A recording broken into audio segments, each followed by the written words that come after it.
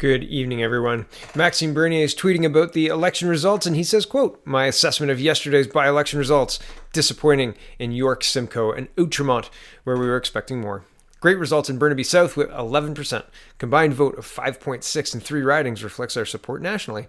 Overall encouraging progress after only 5 months." Number 2, as Laura Lynn TT said last night, babies start walking at 8 months and our party was born only 5 months ago. We must continue to grow at the same breakneck speed until October. This is only the beginning of our journey.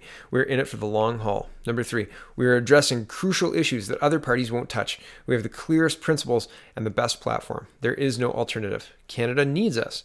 Let's work even harder now to find the best candidates and be ready for the general election. So that's Mr. Bernier on the by-election result yesterday.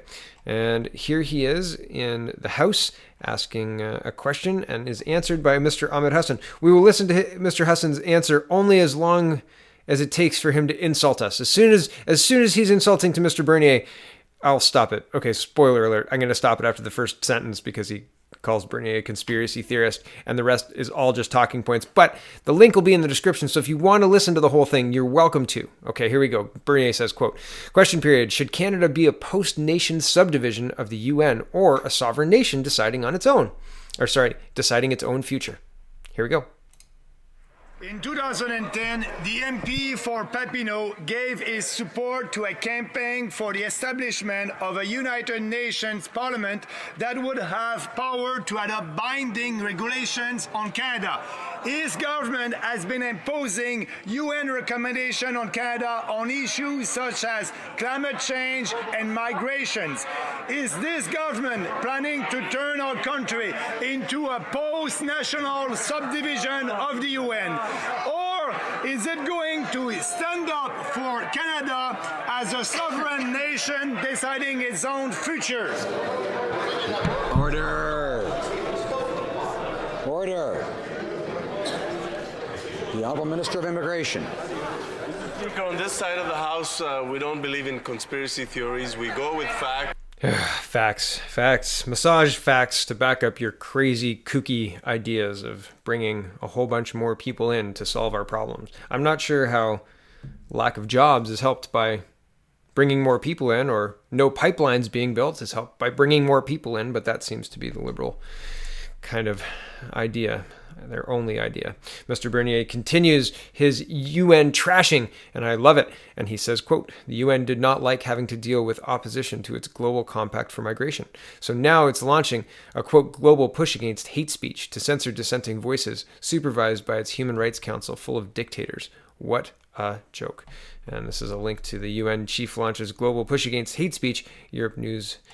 So here's the problem with hate speech. Hate is defined by the person you would least want to define it, and that is used to silence anybody dissenting against anything that you don't want, not just migration or the fact that the UN wants migration to be a human right or anything to that effect. They use it to silence anybody on anything. It's very draconian, and the idea that we're helping people by somehow sanitizing speech, by making laws against hate speech, is if you believe it. Well, I've got some land to sell you. Really, get in touch.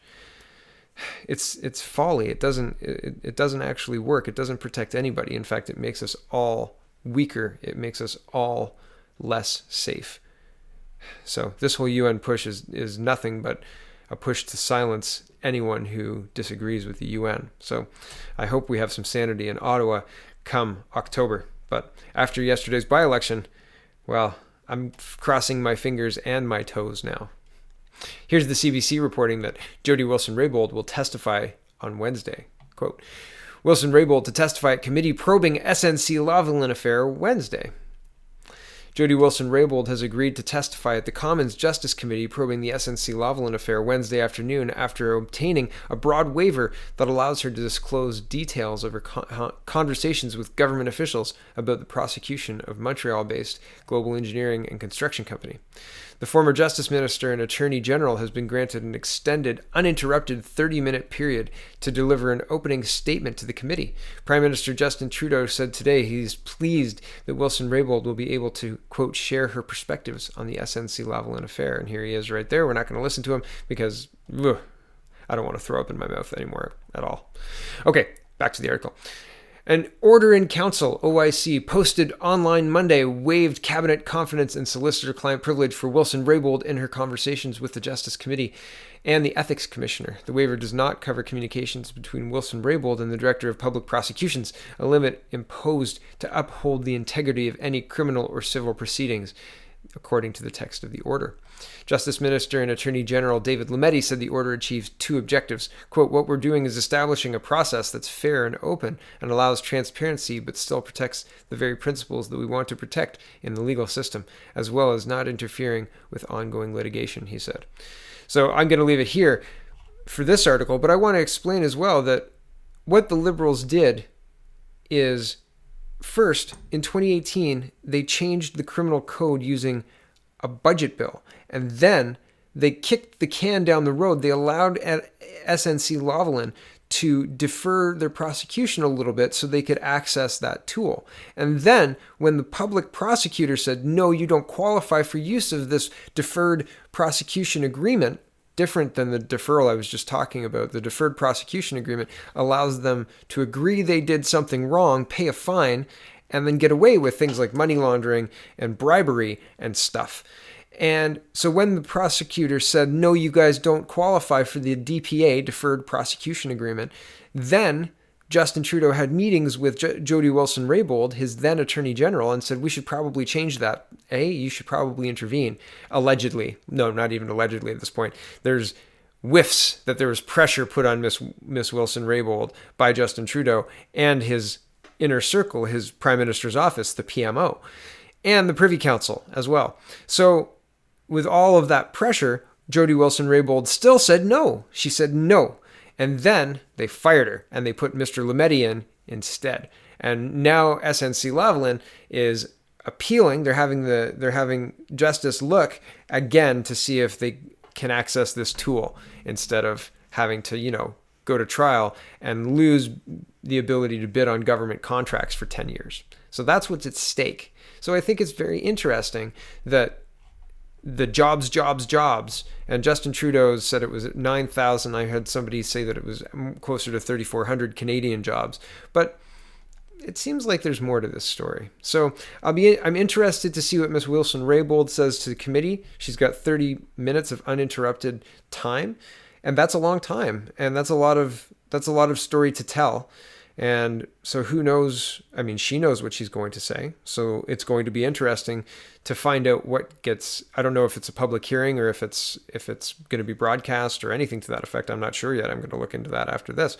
But this could be one of those situations where it's built up and all of a sudden, because, Justin Trudeau and Miss Wilson-Raybould and all of this time and whatever, they've not made a deal, but decided it's better for the party and for the country and whatever for her to stay silent, etc.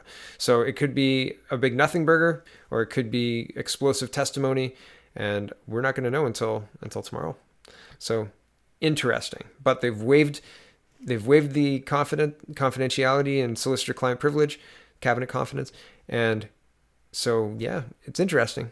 And there's all sorts of speculation. There's speculation all in comment sections and Reddit and wherever, talking about how, people think, oh, she's made a deal, or no, she's going for leadership. So who knows? It could go either way.